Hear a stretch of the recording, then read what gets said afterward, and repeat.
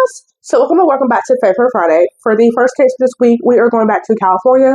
Specifically, we are going to a city by name of Fallbrook, California. This case was pretty talked about, considering that the murder happened on our killer's birthday, and considering the fact how she went out, the things she basically went out and did like after the murder. So if you've heard this case, you know anybody involved, as always, let me know down below. I'm going to give this public a note down below, and let me know if you know any other similar cases to this. And so with that being said, I'm going to quit my rambling, and let's go get started. So we have to start off with Cynthia. Cynthia was born on February 11th, 1951. So it doesn't say when, but Cynthia would have a daughter by the name of Laura. In 2001, apparently Laura would marry Ward, who essentially was a real estate agent and a veteran. Apparently he had 2 children of his own from a previous marriage, and then they would go on to have 2 kids of their own together. So then Cynthia apparently would have a stroke at one point. After this, I guess she decides to move in with Laura and Ward. As you can tell by the title of the video, Ward and Cynthia did not get along. And then apparently in November of 2013, Cynthia decides she's going to stay at the house permanently after allegedly seeing bruises on Laura, basically trying to imply that her husband was being abusive. And then in January of 2014, Cynthia was apparently going to the gun range regularly, like more than usual. So on February 11th, apparently Cynthia and Laura were apparently hanging out in the section of the house that they had specifically for Cynthia. One of the 4 kids would apparently come in. They didn't say exactly name who the kid is, but of course imagine they're a minor, so also their name's not going to be revealed like that. Basically, one of the kids comes in and basically is crying. And then Ward had apparently came in yelling at said kid. And then would later that night apparently break their laptop. So on the fateful day of February 11th, 2014, like I said in the beginning, February 11th is Cynthia's birthday.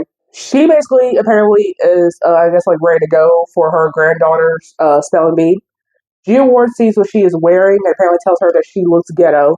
So then she decides, I'm basically going to attach a picture of what apparently she was wearing like the day of the murder, so you can kind of see for yourself. She apparently goes to all the way back to wherever her room is at the house. She goes, gets a gun, shoots him twice, goes to her car and just like to get more bullets, and then comes back and shoots him 5 times, goes back to the car again, and then shoots him 5 more times. So then also neighbors that heard the gunshots, they also call the police. By the time they get there, Cynthia is nowhere to be found. Ward is obviously declared dead at that point. And apparently she went to the casino for 2 hours, and then apparently was found in her favorite diner around 3 p.m. So then Cynthia gets arrested and gets charged with murder. Laura would apparently come to her mother's defense saying, hey, sometimes my husband was in fact abusive.